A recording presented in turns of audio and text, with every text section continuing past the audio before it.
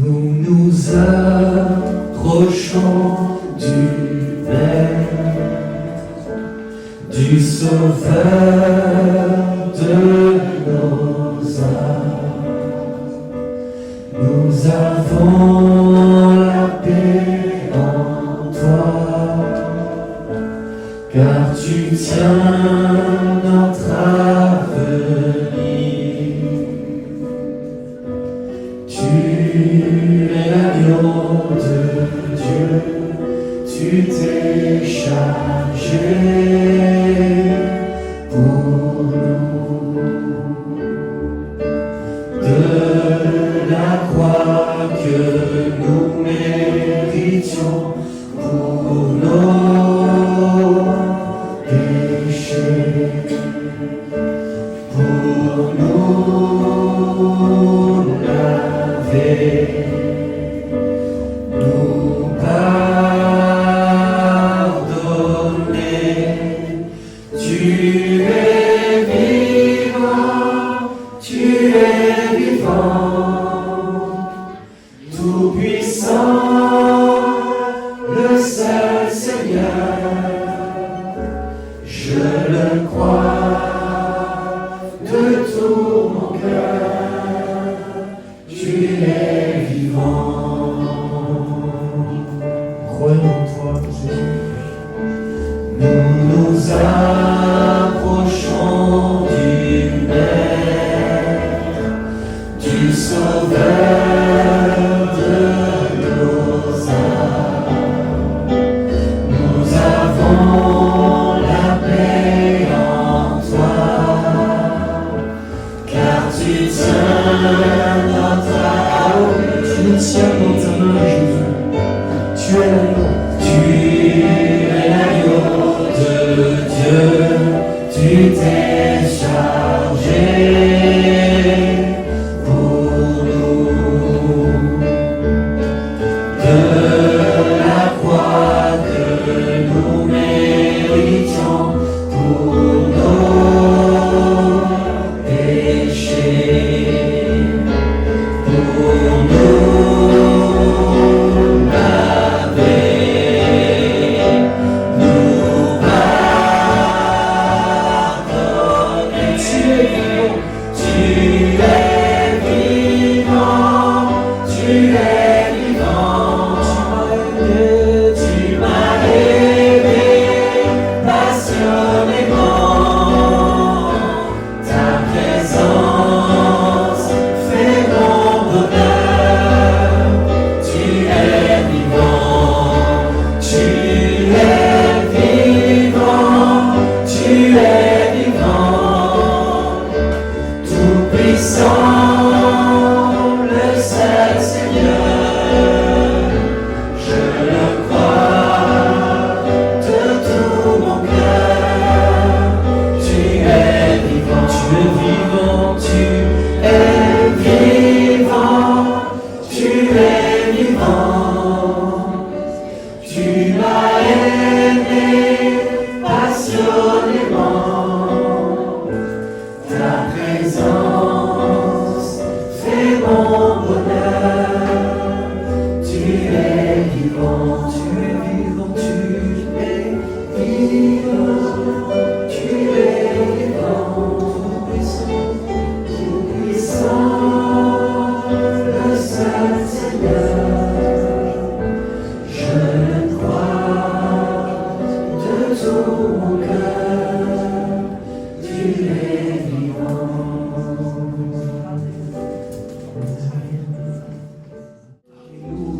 Merci de m'avoir récupéré, oh Jésus. Là où j'étais, Seigneur, dans mon péché, dans mon mensonge, dans mes ténèbres, Seigneur. Alléluia. Est-ce que les cœurs s'élèvent aussi pour dire merci, Seigneur, tu es venu me chercher dans mon péché. J'étais perdu, tu m'as trouvé, Seigneur. Alléluia. Est-ce qu'il y a de la reconnaissance dans nos cœurs? Alléluia. Oh, Jésus est venu nous récupérer. Et là, en fait, il nous emmène avec lui. Alléluia. C'est pas quelqu'un qui nous récupère, là, qui nous laisse au bord et qui s'en va. Et c'est quelqu'un qui nous récupère, qui nous met au bord avec lui et qui maintenant vient, suis-moi. Alléluia Jésus, merci Seigneur, la vie avec toi, c'est une vie vraiment avec toi, c'est main dans la main, c'est accompagné, c'est jamais seul. Christ est notre vie, Christ est en nous, alléluia. Oh Jésus, tu nous emmènes de gloire en gloire, de victoire en victoire, de progrès en progrès, de témoignage en témoignage, alléluia. Oh, quelle richesse de celle du ciel. Alléluia. Oh.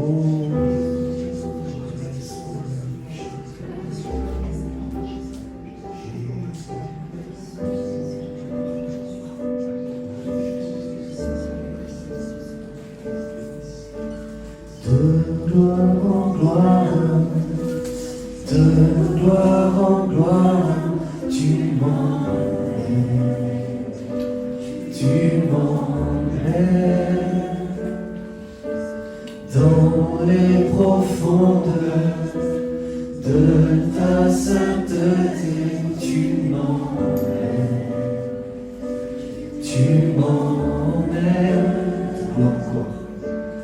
de gloire en gloire, de gloire en gloire, tu m'emmènes. Tu m'emmènes dans les profondeurs de ta sainteté. Tu m'emmènes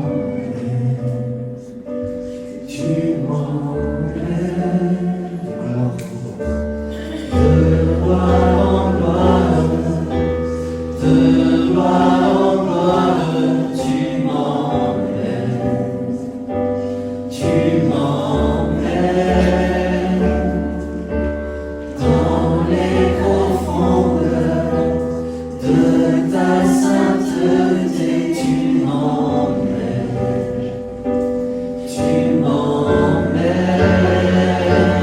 car personne n'est comme toi.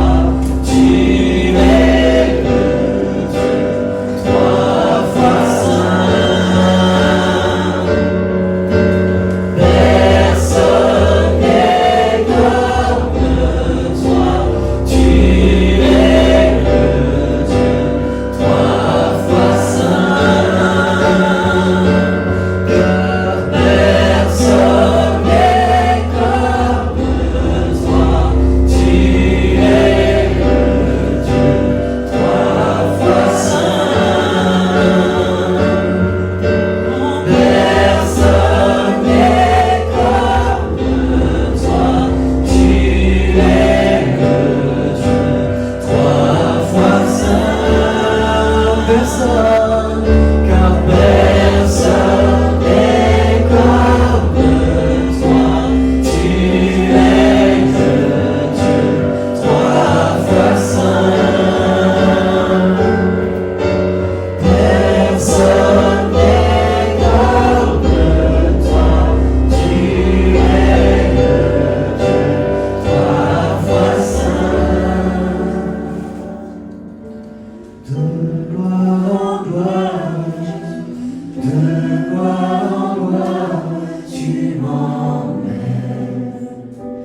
Tu m'emmènes dans les profondeurs de ta sainteté. Tu m'emmènes. Tu m'emmènes de gloire en gloire, de gloire en gloire, tu m'emmènes. Tu m'emmènes dans les profondeurs de ta sainteté. Tu m'emmènes. Tu m'emmènes gloire en gloire, de gloire en gloire, de gloire en gloire, tu m'emmènes. Tu m'emmènes, tu m'emmènes, sainteté, dans les profondeurs de ta sainteté. Tu m'emmènes.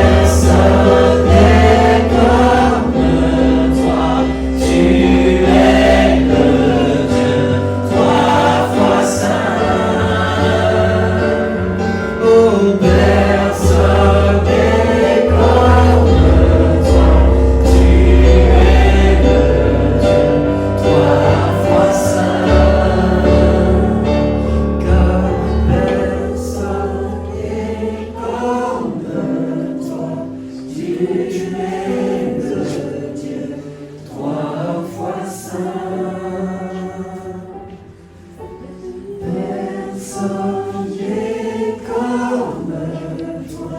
Tu es le Dieu, trois fois saint.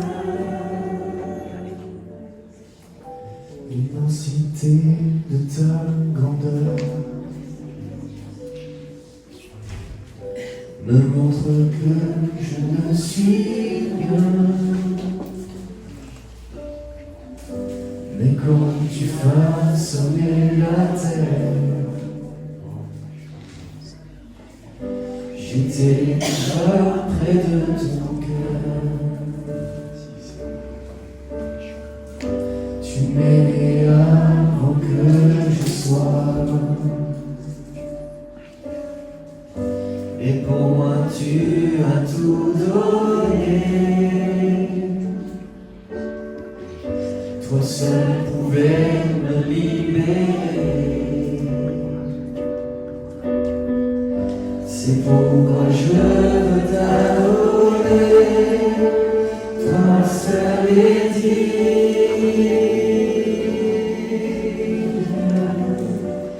de recevoir louange et gloire pour l'éternité.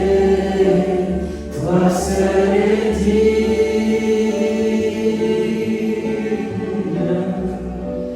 de recevoir louange et gloire pour l'éternité.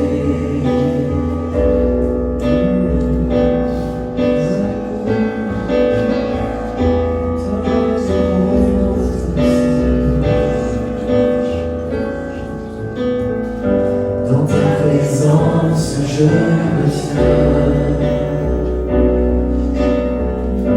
car tu as ce dont j'ai besoin. La joie, la vie et le bonheur sont dans tes bras, vie mon sauveur. Toi seul est digne de recevoir louange et gloire pour l'éternité. Toi seul est digne de recevoir louange et gloire pour l'éternité.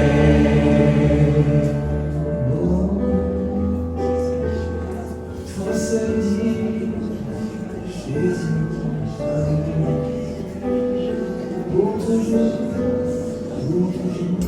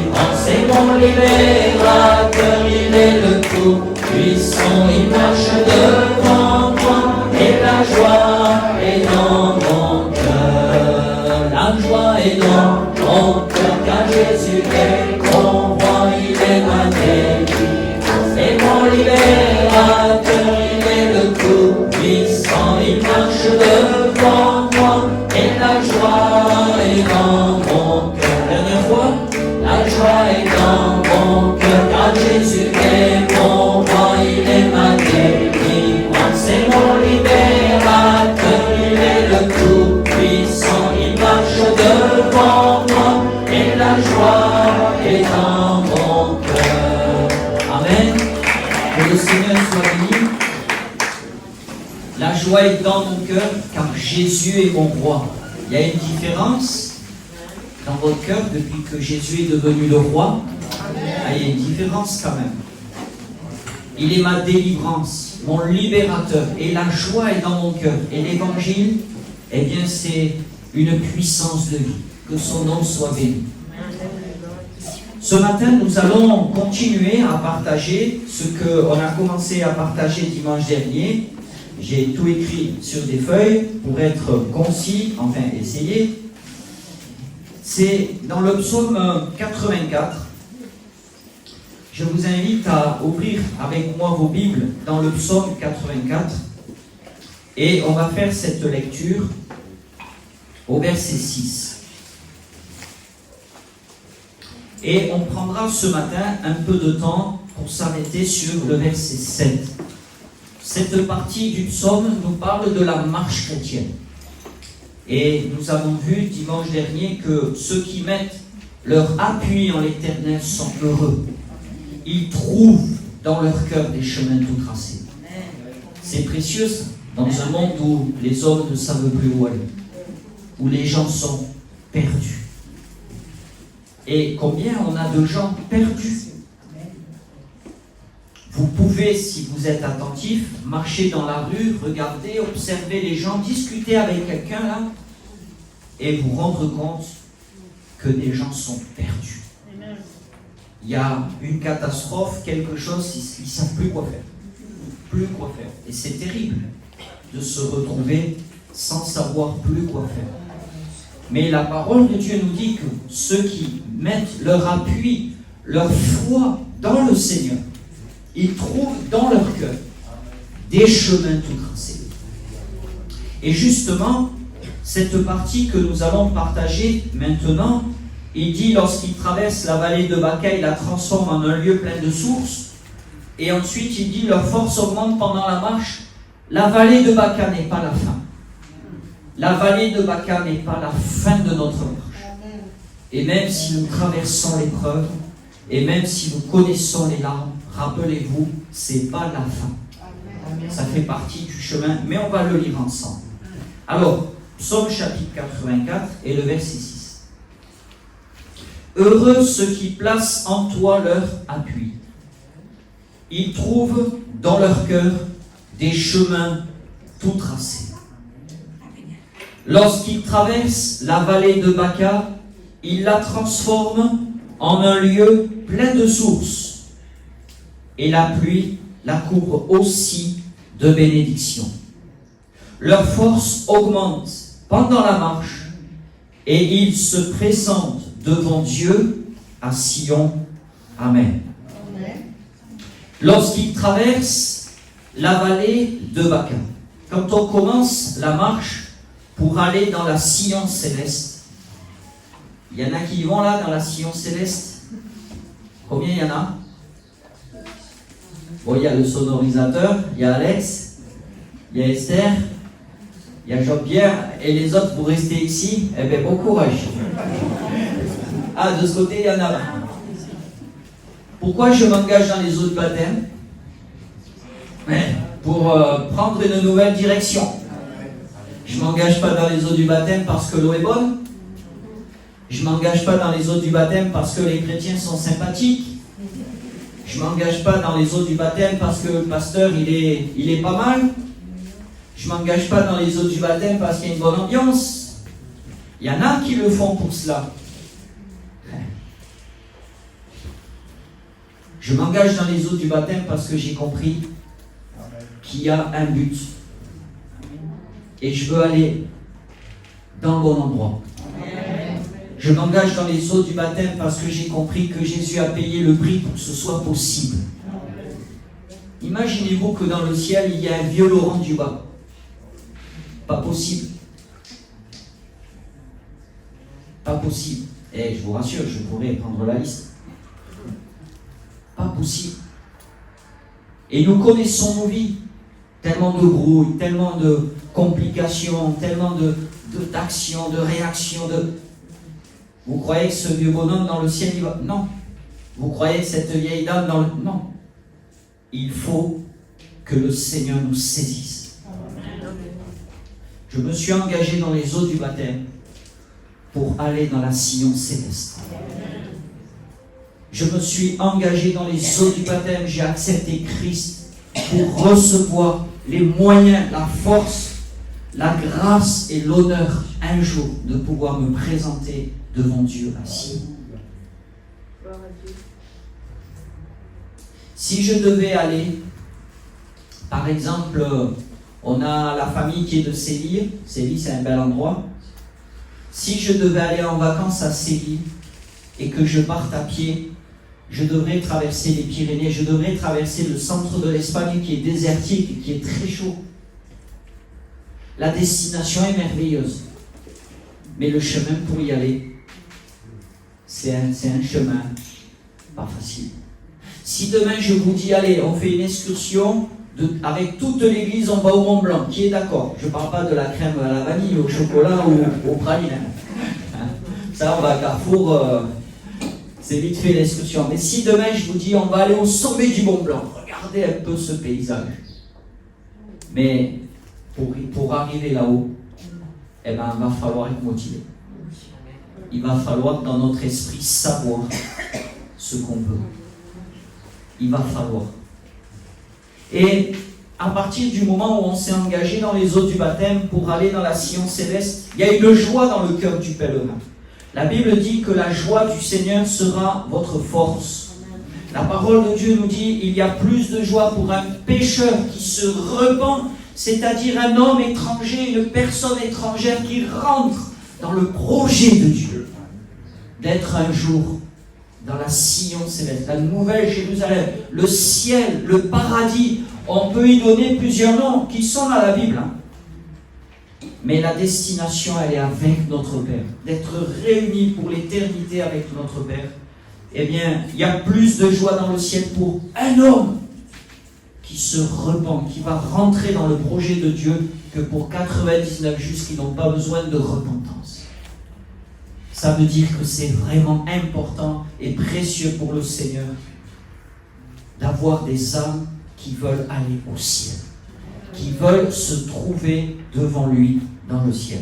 Mais entre le moment de la conversion, le moment du baptême et le moment où on sera devant lui, il y a un temps.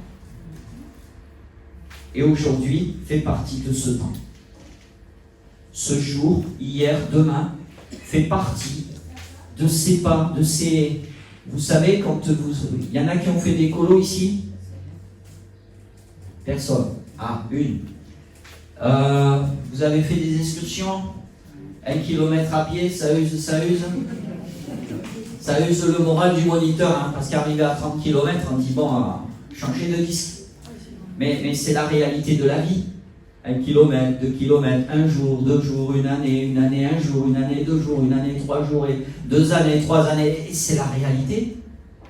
La vie est faite de jours qui se suivent, parfois routiniers, parfois tempétueux, parfois calmes, parfois débordant de joie, de soleil, et parfois sombres. Et c'est le chemin. Entre le moment où je suis sorti des eaux du baptistère en confessant Christ, et ce moment où je serai devant le Seigneur, eh bien, il y a aujourd'hui, il y a demain, ça en fait partie. Et il y a un long chemin, et il y aura sur ce chemin la vallée de Baca, on va en parler. J'ai mis une petite phrase, il ne faut pas tomber dans le piège d'interpréter le chemin ou les difficultés auxquelles nous sommes confrontés. Parce que quand on commence à essayer d'expliquer, de comprendre le chemin que l'on traverse, ça amène des gens, des croyants, qui lisent mal la parole de Dieu, à penser que si je traverse la vallée de Baca, si je pleure sur mon chemin, c'est peut-être que Dieu m'approuve plus, c'est peut-être qu'il y a un truc qui ne va pas dans ma vie. Non. Il dit, heureux ceux qui placent en toi leur appui. Ils trouvent dans leur cœur des chemins tout tracés quand ils traversent la vallée de Baca. Il n'est pas dit heureux les mauvais chrétiens, ils traverseront, Dieu les a dans la vallée. Non, ça fait partie du chemin. Si je vous dis, cet été, je vais à Séville à pied, eh bien, je vais devoir traverser les Pyrénées. Il peut même pleuvoir, il peut faire un temps mauvais. Je vais devoir traverser les contrées désertes du sud de l'Espagne. Et partout où j'irai, c'est la même chose. Et c'est la même chose pour un enfant de Dieu. Il y a un chemin. Et aujourd'hui, ce que tu vis fait partie de ce chemin. Dans la première épître de Pierre, au chapitre 1er, et au verset 8, alors j'ai noté les versets, mais voilà, comme des fois je tape, j'espère que j'ai bien noté. Il y a une expression ici, il dit, soyez sobres,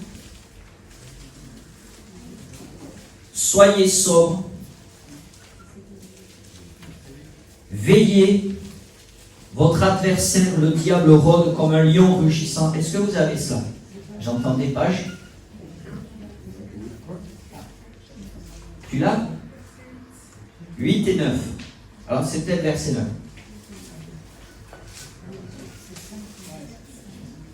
Voilà. Cherchant qui il dévorera, résistez-lui avec une foi ferme. Et c'est là en fait que je veux attirer votre attention, sachant que les mêmes souffrances sont imposées à vos frères dans le monde. Et mon frère, ma soeur, tu passes par une vallée de souffrance. Peut-être ce que je vais dire, ça ne va pas t'encourager vraiment. Mais ça peut quand même te donner des forces. De savoir que tu manges ce pain, que des frères et sœurs mangent aussi. Au moment où tu es là en train de pleurer, mon frère, ma sœur, au moment où tu es là en train de douter, d'autres frères et sœurs aussi traversent cela. Et je peux vous dire que, comme un petit témoignage, quand j'ai réalisé cela, ça m'a souvent inspiré de m'arrêter, de me mettre à prier en disant, Seigneur, tu sais combien c'est difficile, mais peut-être qu'il y a un frère et une sœur qui est en train de vivre cela. Seigneur, fais-lui du bien, console-le, soutiens-le. Et une chose extraordinaire, c'est qu'en commençant à prier pour les bien-aimés qu'on ne connaît pas, mais il y a une intercession par l'Esprit qui dépasse les limites de ce que l'on maîtrise, de ce que l'on connaît. Quand il y a une intercession qui commence, c'est une peine parce qu'on connaît cette peine. Quelque chose se produit, sachant que les mêmes souffrances sont imposées. Je ne rentre pas, mais je pose quand même la question, mais qui les impose? On peut dire c'est Dieu, mais est-ce que Dieu? Est-ce que le péché n'a pas aussi imposé? Est-ce que ce monde ne gît pas sous la puissance des ténèbres? Je vous laisse réfléchir. Vous chercherez, vous creuserez, vous dormirez pas cette nuit grâce à moi. Mais Seigneur, mais qui impose ces souffrances? Chercherez. Le méchant aussi parfois impose la souffrance.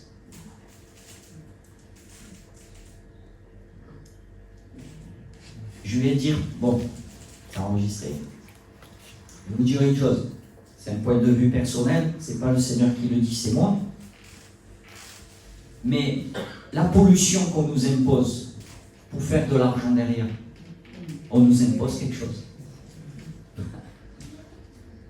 Parce que derrière, ça fait tourner un business et ça remplit les poches de personnes qui ont su bien jouer au Monopoly. Et acheter les bonnes cartes. Parce que le monde, des fois, c'est un peu un grand Monopoly. On nous impose les guerres. Parce que les gouverneurs, les gouvernants se connaissent entre eux. Les grands hommes d'État, ils se connaissent entre eux. Les gens qui s'entretuent ne connaissent pas. On nous impose beaucoup de choses. Le diable impose sa cruauté. Il y a à réfléchir dans tout ça. Sachant que les mêmes souffrances sont imposées à vos frères dans le monde. Quand on marche et qu'on traverse, on traverse des paysages différents. Et il y a une chose qui est souvent un piège dans la vie du croyant, c'est la nostalgie du passé. Quand je suis venu dans cette église, je suis venu avec l'image que j'en avais de ce que je l'ai connu quand j'étais un jeune adolescent, du temps de monsieur et madame Clark, de ces camps, de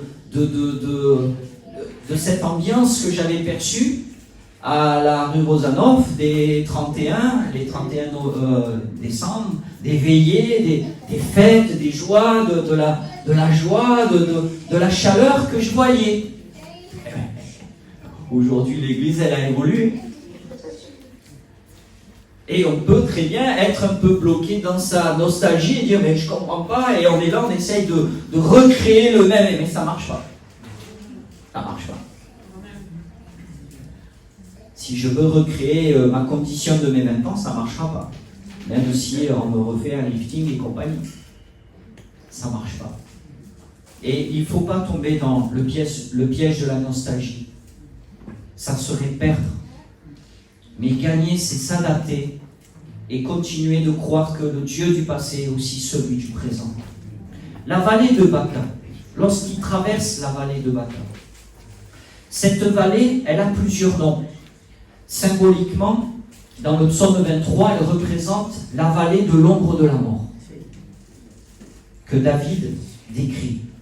Et il décrit aussi le secours de Dieu. Je ne crains aucun mal car tu es là, tu es avec moi. Dans de vieilles traductions juives araméennes, elle est appelée la vallée de la Géhenne. Et la vallée de la Géhenne, ou la vallée de Rimon, c'est une vallée qui était près de Jérusalem, qui a eu une histoire particulière. Il y a eu un temps où on y sacrifiait les enfants. Les peuples, avant que David vienne conquérir cette ville, Jérusalem, toute cette région, c'est aussi une vallée qui a servi à brûler des ordures. C'était une vallée qui était destinée à brûler les déchets. Quand je traverse la vallée de Baca, sur le plan spirituel, il y a là une vérité, c'est que nous traversons la vallée de la sécheresse. La vallée de la sécheresse. Et nous serons confrontés à cela. Et ce monde est pour nous parfois une vallée de Baca. Ce monde est pour nous parfois une vallée de Baca, sèche. Une vallée de sécheresse. Quand on parle avec les gens, quand on écoute, quand on essaye de comprendre le sens, combien c'est sec. C'est sec, sans espérance, de la dureté, de la contradiction, de l'affront, c'est sec. C'est sec.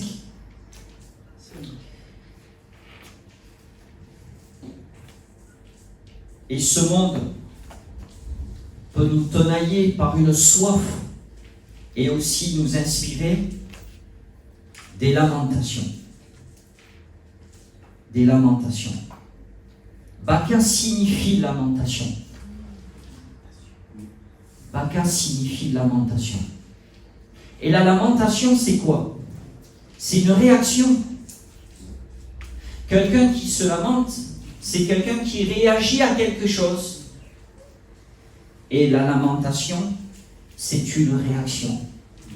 Qu'est-ce que le monde t'inspire? Ça, c'est une question à se poser. Nous avons besoin de discerner la teneur de nos paroles. Parce que la parole de Dieu, elle nous encourage, mais aussi veut nous enseigner que la langue, la vie et la mort sont au pouvoir de la langue. Il m'est arrivé parfois de me dire, mais Laurent, tes propos sont négatifs.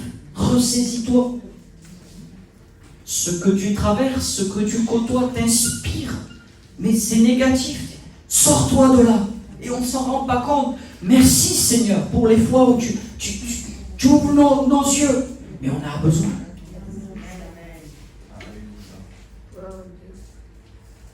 Nous avons besoin de nous tenir auprès du Seigneur.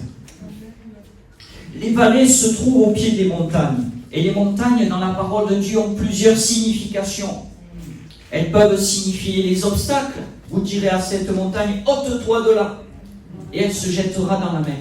Mais les montagnes sont aussi le lieu et l'endroit de la rencontre et de l'intimité avec Dieu. Moïse est monté sur une montagne. Et même il y a un récit extraordinaire. Je souhaite à tous les serviteurs de le connaître. Quand il est monté avec 70 anciens sur une montagne, ils ont vu la gloire de l'Éternel. Jésus est monté sur une montagne, la montagne de la transfiguration. Et le Seigneur nous appelle à monter sur la montagne. Est-ce que vous aimez monter les montagnes? Il y en a oui, il y en a non. Moi, quand j'étais ado, qu'est-ce que je râlais? Oh, c'est dur. On vient pas en colo pour se tuer là, marcher comme des esclaves. C'est quoi? Là, là, là. Tout le monde râlait. Quand on arrivait, on était contents. C'était beau. Mais la communion avec Dieu, c'est gravir une montagne. Parfois, on est là, on rêve, on est distrait, on est fatigué, se tenant éveillé, vire la gloire de Dieu. C'est monter une montagne, c'est monter sur le sommet de la montagne, venir vers le Seigneur.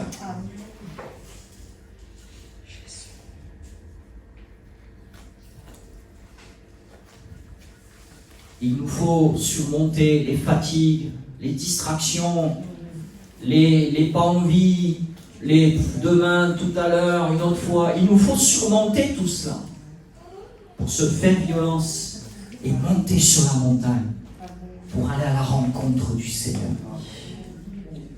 Monter sur la montagne. Parce qu'en bas, il y a la vallée de Baca. Dans le psaume 66 et au verset 10, le Seigneur permet que sur les montagnes, il y ait des temps de renouvellement, des temps de rafraîchissement, des temps pour nous fortifier. Et béni soit celui qui entre dans sa chambre, pas pour aller dormir, même si c'est bien, mais pour aller rencontrer le Seigneur, qui ferme sa porte pour rencontrer son Père Céleste. Dans le psaume 66, au verset 10, il dit « Tu nous as éprouvés, ô Dieu, et tu nous as fait passer au creuset comme l'argent. » Dieu a permis la vallée de Baca, il a permis la vallée des épreuves, et dans ce texte ici, il montre que la vallée des épreuves, le creuset, nous a éprouvés comme on éprouve l'argent. C'est-à-dire que l'épreuve nous a dépouillés pour que nos natures soient plus saines, plus précieuses, comme l'or. C'est la fête des mères aujourd'hui. Elle est là, ma femme? On lui a offert des chocolats. Comme elle nous dit toujours, tu en veux un? Moi, j'en veux bien deux, comme ça. Vous lui direz pas.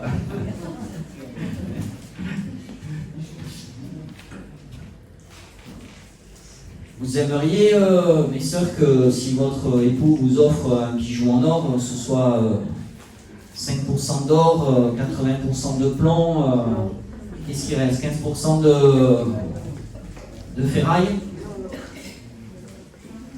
Hein? Les connaisseurs, ils sont là, il y a des degrés de pureté, 9 carats, 18 carats, 24 carats. Combien? Ah, il y a des connaisseurs, mais ils n'osent pas le dire. Vous voyez, quand on veut acheter un bijou, on veut acheter du vrai, quoi. Hein? On n'achète pas souvent, donc quand on fait un cadeau, on veut du vrai, pas du toc. Et c'est pareil pour les enfants de Dieu. Et dites-moi, entre nous, qu'est-ce qui vous a fait le plus progresser dans votre vie avec le Seigneur, votre marche? Est-ce que ce n'est pas les épreuves? C'est triste, hein? Et c'est un fait. Est-ce que c'est pas... Est-ce que dans la vie, c'est pas quand on est face aux difficultés qu'on grandit? Quand on travaille, quand on arrive à trouver une solution à quelque chose qui est dur, on passe un cap dans le monde du travail. Quand un sportif arrive à traverser le cap de la dureté, du combat intérieur, on passe un cap. Quand on arrive à passer le cap du stress, des fois le stress nous paralyse, quand on arrive à passer le cap, on arrive à rester tranquille dans des situations qui pourraient bouleverser n'importe qui. Quand on arrive à rester dans la paix de Dieu, dans la foi, au travers des épreuves. Quand on arrive à voir qu'il n'y a rien devant nous, mais Dieu nous donne tout ce qu'il faut. Est-ce que c'est pas comme l'argent qui est passé au creuset, c'est-à-dire le feu intense, et que là il y a une séparation qui se fait des impuretés et du métal? Est-ce que ce n'est pas aussi le cas pour nous? Et oui. La vallée de Baca contribue à ce que nous devenions meilleurs. Mais pas meilleurs dans le sens, je suis meilleur que toi, mais meilleurs dans le sens, le caractère et l'identité de Christ est davantage en moi. C'est ça être meilleur selon Dieu. C'est pas, je connais plus de versets bibliques, je connais le grec, je connais l'hébreu, je suis ceci, je suis... Mais être meilleur dans le Seigneur, c'est que Christ, l'image de Christ soit davantage en nous, que notre être soit façonné au sien. Dans l'Épître aux Romains, au chapitre 5, au verset 3,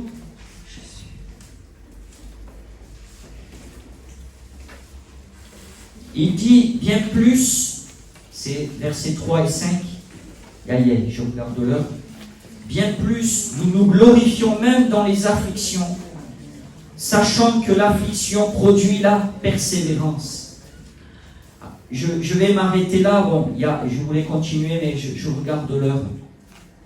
Ici, il est dit que dans les afflictions, l'amour de Dieu que le Saint-Esprit nous communique nous pousse à persévérer.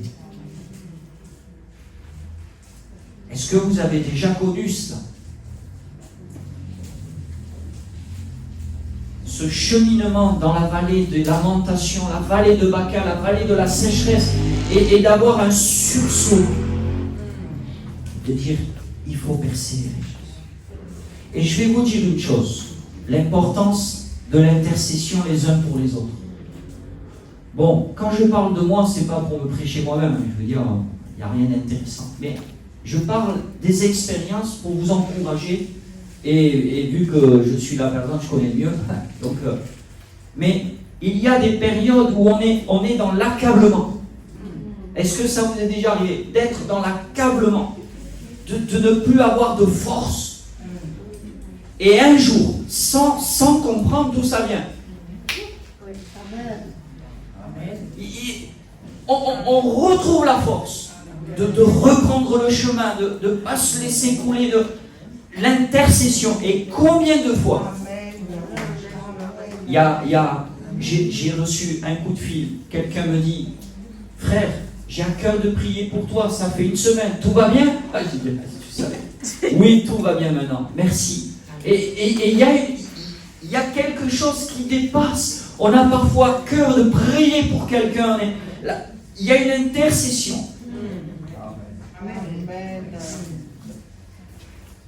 Je vois notre frère Michel, Marie-France me disait, je sens la prière. Je sens l'amour des frères et des sœurs. Et elle pleurait. Combien il y a de l'amour. Elle était émue. Dans la vallée de Baca, le Saint-Esprit communique quelque chose. Et on peut connaître des temps où on a l'impression de sombrer, on est sans force. Et ça nous amène à voir que notre nature est... Mais il y a un moment donné où on reprend des forces. Quelque chose. Dans l'Épître aux Romains, au chapitre 8 et au verset 37, il dit, mais dans toutes ces choses, nous sommes plus que vainqueurs par celui qui nous a aimés. Il n'y a pas de victoire sans combat.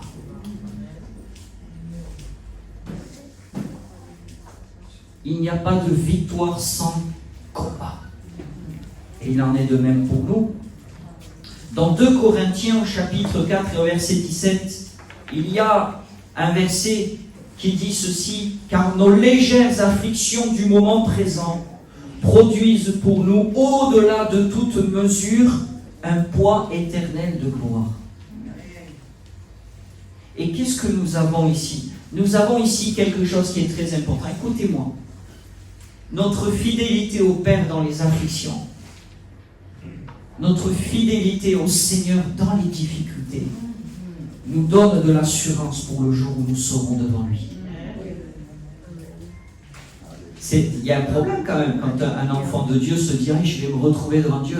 Aïe, aïe, aïe, aïe, aïe, aïe. Mais normalement, vous lisez les épîtres de Jean, la première épître de Jean, à plusieurs reprises, il est parlé d'assurance, de l'assurance de l'enfant de Dieu, et notamment de l'assurance quand nous serons devant le Seigneur. Vous craignez ce jour ou non? Mais posez-vous la question maintenant, pour que le jour où vous serez devant lui, vous soyez en paix. Parce qu'il y a une manière de vivre qui nous donne de l'assurance et une manière de vivre où on est... Comprenez-vous ou non? Et ici, justement, c'est dit, nos légères afflictions du moment présent produisent pour nous, au-delà de toute mesure, un poids éternel de gloire. Parce que dans les afflictions, Seigneur, tu sais que malgré ce que je suis, comme je suis, j'ai voulu persévérer pour toi. Amen. Je crois que quand on sera dans le ciel, on verra Jésus avec les marques. Il est parlé comme d'un agneau immolé dans le livre de l'Apocalypse. Je crois que ça sera un moment incroyable, un moment extraordinaire, quand on verra les marques.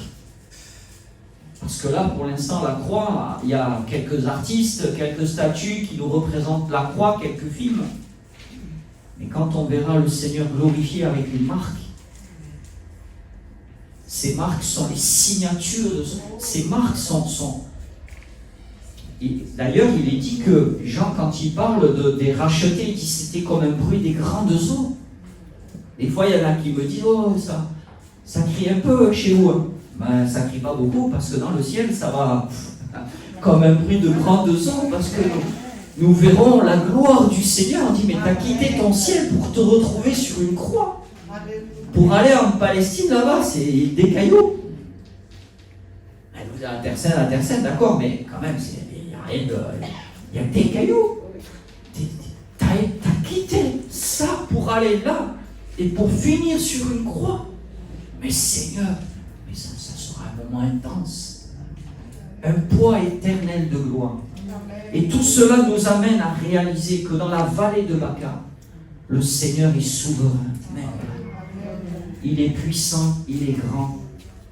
Il faut que je m'arrête, mais juste 3 secondes, 3 minutes, entre les deux. Il est dit qu'il la transforme en un lieu plein de sources. Dans d'autres traductions, il dit ils en font un lieu plein de sources. Ils en font une oasis. Ils en font une fontaine qui jaillit. En fait, la parole de Dieu veut nous enseigner qu'il faut apprendre à ne pas subir les choses, mais à réagir. Il y a les réactions, ça fait partie de nous, mais à bien réagir. Et dans le domaine spirituel, il faut que le Seigneur nous aide à prier pour cela, à avoir la réaction. La réaction. Il la transforme en un lieu plein de sources. Cette vallée aride, cette vallée de sécheresse, il la transforme en un lieu plein de sources. En fait, la résolution du cœur dans cette vallée va faire la différence. La résolution. Est-ce qu'on est obligé, quand on traverse cette vallée, de s'apitoyer, de se fermer? Est-ce qu'on est obligé de cela? Non. Est-ce qu'on est obligé d'en vouloir au monde ou d'en vouloir aux frères et à la sœur qui peut-être vit plus en paix que moi? Non. Non. Et il y a une résolution à prendre. Est-ce que j'abandonnerai mon Seigneur à cause des difficultés? Est-ce que je tournerai le dos à celui qui a donné sa vie sur la croix à cause des souffrances? Est-ce que je renierai la confession, le témoignage de mon baptême parce que je passe dans la vallée de la sécheresse? Je ne sais pas la réponse que vous voulez donner, mais moi je dis non. Non. Et il y a ici quelque chose d'extraordinaire, des ressources de Dieu. Il la transforme en un lieu plein de sources. Et je m'arrête. Je dis, pasteur, vous l'avez déjà dit 2 fois. Et la pluie, la cour aussi de bénédiction. L'attitude de victoire dans la foi amène la bénédiction.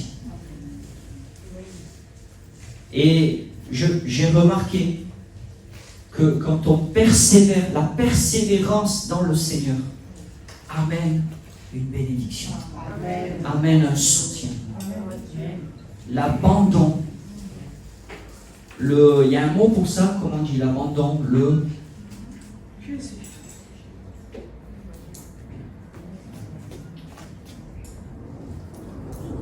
comment on dit? Il y a un mot pour ça, non? Quelqu'un qui abandonne, quelqu'un qui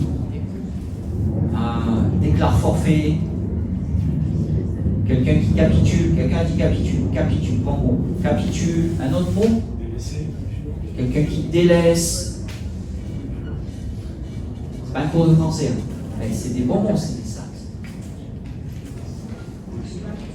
Je vois les bons élèves à l'école. Comment? Oui, dans le langage, quelqu'un qui laisse tomber facilement, qui lâche l'affaire, les jeunes comprennent ça, qui lâche l'affaire vite. Ça n'amène rien. C'est la mort qui gagne. C'est la mort qui gagne. C'est la mort qui gagne. Mais quelqu'un qui dans le Seigneur va dire non Seigneur, je veux persévérer. Pourquoi nous témoignons sur Joseph? Pourquoi on parle de Joseph? Pourquoi on parle d'Abraham? Pourquoi on parle de Daniel? Pourquoi on parle de David? Pourquoi on parle de Néhémie? Pourquoi on parle des juges, de Gédéon? On parle d'eux parce qu'ils n'ont pas lâché l'affaire. Si c'était tous découragés et qu'ils auraient fui Israël et qu'ils seraient partis ailleurs, on n'aurait jamais parlé d'eux. C'est vrai ou non? Mais on parle d'eux parce que justement, ils n'ont pas lâché l'affaire. Que ce matin, le Seigneur te donne la force, me donne la force de ne pas lâcher l'affaire. La vallée de Baca n'est pas la fin. La sécheresse n'est pas la fin. Ça fait partie du chemin.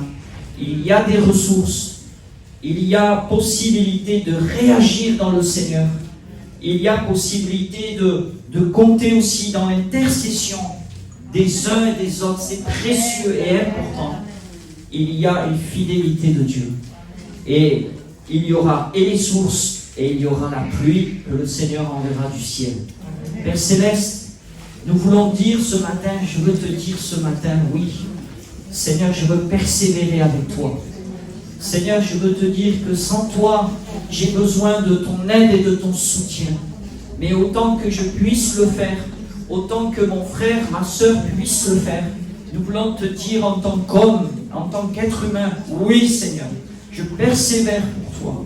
Je veux persévérer dans tes voies au nom de Jésus. Je veux apprendre à puiser mes ressources en toi. Je veux apprendre à ouvrir mon cœur, à me laisser porter dans ces temps, Seigneur, où mes jambes ne me portent plus. Eh bien, toi, tu me prendras dans tes bras d'amour, Seigneur. Je veux apprendre à expérimenter par la foi la fidélité de Dieu. Tu connais le chemin que nous traverserons jusqu'à ce qu'un jour, nous soyons devant toi à Sion. Nous nous recommandons à toi. Nous nous confions en toi. Nous espérons en toi. Mais nous nous réjouissons aussi, Seigneur, parce que jamais ta main ne se retirera. Jamais ton amour ne se retirera. Jamais tes bénédictions ne se retireront. Tout est entre tes mains, Seigneur. Tu nous conduis au nom de Jésus. Amen, Seigneur. Alléluia. Gloire à Dieu.